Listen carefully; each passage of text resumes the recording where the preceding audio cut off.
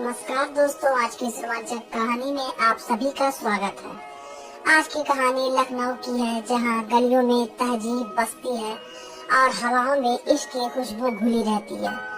उसे शहर में रहता है अमन सिंह, एक सीधा साधा लेकिन बेहद जज्बाती इंसान, जिसकी उम्र थी 32 साल और दिल अब भी किसी मासूम बच्चे की तरह साफ।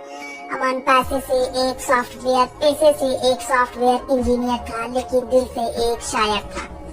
उसके अल्फाजों में एक दर्द छिपा था जिसे शायद कोई समझ नहीं पाता था। लखनऊ की शाम में जब हजरतगंज की गलियों में रोशनी बिखरती, तब अमन अक्सर अकेले टहलता हुआ किसी चाय की दुकान पर बैठ जाता और एक कोने में जाकर सोचता कि जिंदगी आखिर उससे क्या चाहती है। लेकिन दोस्तों, जिंदगी का खेल ही कुछ ऐसा होता है, जब आप सबसे ज्यादा अकेले होते हैं तभी कोई आपकी जिंदगी में आता है और सब कुछ बदल देता है। ऐसा ही हुआ जब उसकी मुलाकात हुई काव्या से। काव्या एक खूबसूरत, आत्मनिर्भर और जोश से भरी हुई लड़की थी, जो लखनऊ की यूनिवर्सिटी में मास्टर की स्टूडेंट थी। उसका स्वभाव थोड़ा अलग था। वह बातों में तेज, सोच में गहरी और हर चीज को दिल से महसूस करने वाली थी। पहली बार जब अमन ने उसे देखा तो वह कॉलेज के बाहर बारिश में भीगती किताबों को बेचने की कोशिश कर रही थी और खुद पूरी भी भीग चुकी थी। अमन ने झटपट अपनी छतरी उसकी ओर बढ़ाई और मुस्कुराकर कहा, अगर चाहो तो कुछ पल के लिए बारिश से बच सकती हो। काव्या ने मुस्कुराकर कहा, बारिश से बचना है या खुद से? उस एक लाइन में अमन के दिल में जैसे हलचल मचा दी। दोस्तों, कभी कभी एक मुलाकात ही हमारी पूरी कहानी की शुरुआत होती है। उस दिन के बाद अमन और काव्या की मुलाकातें बढ़ने लगी। कभी काफी, कभी लाइब्रेरी, कभी सड़क के किनारे गपशप। काव्या का हंसना, उसकी बातों में खो जाना अमन के दिल की रौनक बन गया और धीरे धीरे वह उसकी जिंदगी की जरूरत बन गई। अमन को महसूस हुआ कि शायद यही वो इंसान है जिसके साथ वह उम्र गुजार सकता है। लेकिन दोस्तों, इश्क आसान कहाँ होता है। एक तरफ अमन की सादगी और सीमित आय, दूसरी तरफ काव्या की महत्वाकांक्षाएं और सपनों की उड़ान। काव्या चाहती थी कि वह अपनी जिंदगी को बड़ा बनाए, अपने करियर में नाम करे और लखनऊ की सीमाओं से बाहर निकले। मगर अमन चाहता था बस सुकून, प्यार और एक साथ जीने का सपना। फिर भी दोनों ने एक दूसरे को नहीं छोड़ा। अमन ने उसकी हर ख्वाहिश पूरी करने की कोशिश की और काव्या ने भी उसे अपनी दुनिया में सबसे अहम जगह दी। वक्त बीतता गया और दोनों का रिश्ता गहराता गया और एक दिन अमन ने हजरतगंज के उस पुराने पेड़ के नीचे काव्या को प्रपोज कर दिया। उसने कहा, काव्या, मैं तुम्हारे बिना खुद को अधूरा महसूस करता हूँ। क्या तुम मेरी जिंदगी बनोगी? काव्या की आंखों में आंसू थे। उसने हाँ कहा और वह पल जैसे लखनऊ की हवाओं में हमेशा के लिए ठहर गया। दोनों ने शादी कर ली, एक छोटी सी सादगी भरी शादी जिसमें बस परिवार और कुछ करीबी दोस्त थे। अमन की आंखों में उम्मीद थी और काव्या की आंखों में सपने। दोनों ने किराए का छोटा सा घर लिया, जहां दीवारों पर प्यार और हंसी की गूंज रहती थी। लेकिन दोस्तों, खुशियाँ कभी भी हमेशा नहीं दिखती। वक्त धीरे धीरे अपनी करवट लेने लगा। अमन काम में डूबा रहा, काव्या करियर की तलाश में लगी रहती और इन सब के बीच एक खामोशी उनके रिश्ते में घुलने लगी। कभी जो बातें मुस्कुराहट में खत्म होती थी, अब बहस में बदलने लगी। काव्या अक्सर कहती, अमन, तुम्हें समझ नहीं आता, मैं सिर्फ तुम्हारी बीवी नहीं हूँ, मैं अपनी पहचान बनाना चाहती हूँ। और अमन चुप होकर बस इतना कहता, काव्या, पहचान प्यार में खो जाने से नहीं मिटती, वह तो और गहरी हो जाती है। लेकिन शायद काव्या अब कुछ और चाहती थी। दोस्तों, जिंदगी का यही सच है, जब दो लोग एक रिश्ते में एक दिशा में नहीं चलते तो रास्ते बदलने लगते हैं। काव्या को एक बड़ी कंपनी में दिल्ली से जॉब का ऑफर मिला। उसने खुशी खुशी बताया, लेकिन अमन के लिए दिल में सन्नाटा छा गया। वह बोला, मत जाओ काव्या, तुम चली गई तो मैं रह जाऊंगा बस इस घर की दीवारों के साथ। लेकिन काव्या बोली, अमन, यह मेरा सपना है, मैं इसे छोड़ नहीं सकती। उस रात दोनों में बहुत झगड़ा हुआ। अमन ने रोकर कहा, काव्या, मैं तुम्हारे बिना कुछ नहीं। और काव्या ने आंसू पोंछते हुए कहा, अमन, शायद यही फर्क है, मैं तुम्हारे साथ हूँ लेकिन सिर्फ तुम्हारे लिए नहीं। अगले दिन सुबह काव्या चली गई। दोस्तों, वह दिन अमन की जिंदगी का सबसे अकेला दिन था। उसके बाद का हर दिन उसके लिए जैसे अधूरा हो गया। वह काम पर जाता, घर लौटता और कमरे के एक कोने में रखी काव्या की तस्वीर से बातें करता। वह पूछता, काव्या, तुम खुश हो? लेकिन जवाब सिर्फ खामोशी होती थी। धीरे धीरे अमन टूटने लगा, लेकिन कहानी ये खत्म नहीं होती, क्योंकि दोस्तों, यही तो शुरुआत है एक ऐसे मोड़ की जहाँ प्यार दर्द बनकर इंसान को नया बनता है। दोस्तों, कहते हैं, जब जिंदगी किसी को तोड़ती है तो वह उसे नया बनाना भी जानती है। अमन अब वह अमन नहीं रहा जो कभी मुस्कुराकर हर दर्द को छिपा लेता था। अब उसके चेहरे पर एक खामोशी थी, एक सन्नाटा था जो हर रात उसे जगाए रखता। लखनऊ की गलियां जो कभी उसके लिए सुकून देती थी, अब उसे ताने देने लगी थी। वह रोज उस चाय की दुकान पर जाता जहां कभी काव्या के साथ बैठा करता था। वहां से वह और उसकी यादें रह गई। अमन काम पर जाता, लेकिन मन कहीं और भटकता रहता। कभी कभी वह अपने लैपटॉप को घूरते हुए सोचता कि क्या वाकई प्यार इंसान को इतना कमजोर बना देता है। उसके दोस्तों ने कहा, अमन, उसे भूल जाओ, जिंदगी आगे बढ़ाओ। लेकिन दोस्तों, दिल को आदेश देकर कोई कैसे भूल सकता है? वह तो वही सुनता है जो यादें फुसफुसाती है। अमन ने खुद को संभालने की कोशिश की। उसने अपने काम में खुद को डुबो दिया, दिन रात कोडिंग प्रोजेक्ट और क्लाइंट्स मीटिंग, लेकिन अंदर की खाली जगह कोई नहीं भर पाया। इसी बीच काव्या का करियर तेजी से आगे बढ़ रहा था। दिल्ली की एक बड़ी कंपनी में उसे प्रमोशन मिला, नई लाइफ, नए लोग और नई पहचान। लेकिन दोस्तों, जिंदगी का हिसाब बड़ा अजीब होता है। जब आप सब कुछ पा लेते हैं तब एहसास होता है कि अब आपने क्या खो दिया। एक रात ऑफिस से लौटते वक्त काव्या ने अपने फ्लैट की खिड़की से नीचे देखा, शहर की चमक, हॉर्न की आवाज और भीड़। लेकिन उस भीड़ में उसे खुद की कमी महसूस हुई। उसने अपने फोन में अमन का नंबर देखा, उंगलियां स्क्रीन पर रुकी, लेकिन कॉल नहीं किया। वह बस आंखें बंद कर बैठ गई और याद करने लगी वह दिन जब अमन बारिश में छतरी लेकर आया था। अमन अब भी लखनऊ में था, लेकिन उसका दिल अब टूटने से आगे बढ़ चुका था। उसने फैसला किया कि अब वह अपने दर्द को ताकत बनाएगा। उसने डिजिटल ट्रेनिंग सेंटर शुरू किया, जहां गांव के बच्चों और युवाओं को ऑनलाइन काम सीखने लगा।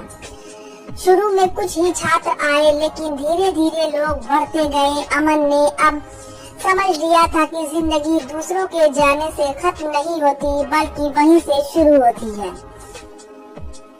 जहां हम खुद को ढूंढना शुरू करते हैं। लेकिन दोस्तों, किस्मत को कौन समझ पाया है? एक दिन अचानक अमन को दिल्ली से एक कॉल आया। एक बड़ी कंपनी ने उसके ट्रेनिंग सेंटर के काम को देखकर उसे डिजिटल कंसल्टेंट की जॉब ऑफर की। वह सोच में पड़ गया, कुछ पल तक चुप रहा और फिर बोला, ठीक है, मैं दिल्ली आ रहा हूँ। हाँ दोस्तों, वही दिल्ली जहाँ उसकी काव्या थी। अमन दिल्ली पहुँचा, वही भागती दौड़ती जिंदगी, भीड़ और आवाजें। लेकिन अब उसका दिल पहले जैसा नहीं था। वह शांत था, परिपक्व था। शायद काव्या का कोई माफ कर चुका था। पहले ही दिन ऑफिस में जब वह मीटिंग हॉल में गया तो सामने देखा काव्या वहीं बैठी थी। प्रोजेक्ट हैंड बंद कर दोनों की आंखें मिली। वक्त जैसे थम गया, दोनों के बीच सन्नाटा था, जैसे शब्द खो गए हों। काव्या कुछ कहना चाहती थी लेकिन बोल ना पाई। अमन बस मुस्कुराया और बोला, हेलो मिस काव्या शर्मा। बहुत समय बाद। उसके लहजे में कोई शिकायत नहीं थी, सिर्फ शांति थी। मीटिंग खत्म हुई लेकिन दिल की मीटिंग अब शुरू हुई। काव्या ने बाद में ऑफिस के बाहर जाकर कहा, अमन तुम यहाँ? अमन बोला, हाँ। किस्मत ने फिर से बुला लिया। काव्या की आंखों में वह चमक थी जो कभी अमन के लिए थी, लेकिन अब उसमें झिझक थी, पछतावा था। उसने कहा, अमन मैंने बहुत कोशिश की तुम्हें भूलने की, लेकिन नहीं कर पाई। अमन मुस्कुराया और बोला, काव्या भूलना जरूरी नहीं, समझना जरूरी है। वह पल दोनों के लिए भारी था, लेकिन अमन अब वही इंसान नहीं था जो पहले था। उसने कहा, काव्या मैं अब सिर्फ यादों से बात करता हूँ, लोगों से नहीं। काव्या की आंखों से आंसू गिर पड़े, लेकिन अमन ने बस कहा, मत रो, तुम खुश हो। खुश होना बस यही काफी है। दोस्तों, जिंदगी में कभी कभी मुलाकातें शुरुआत नहीं बल्कि अंत का एहसास देती हैं।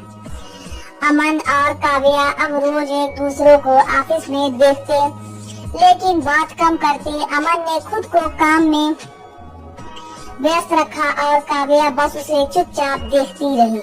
एक शाम जब दोनों देर तक ऑफिस में थे, काव्या ने कहा, अमन क्या हम फिर से? लेकिन अमन ने रोकते हुए कहा, काव्या कुछ कहानियाँ दोबारा नहीं लिखी जाती, वरना उनकी खूबसूरती खत्म हो जाती है। और वह चला गया।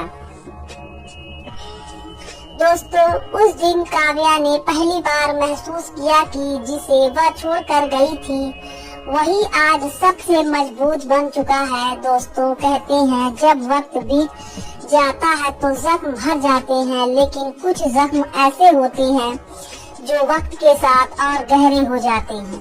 काव्या के लिए भी वही वक्त था। बाहर से वह सफल थी, बड़ी कंपनी की हेड, सबके लिए रोल मॉडल, लेकिन अंदर से वह एक खालीपन में डूबी थी।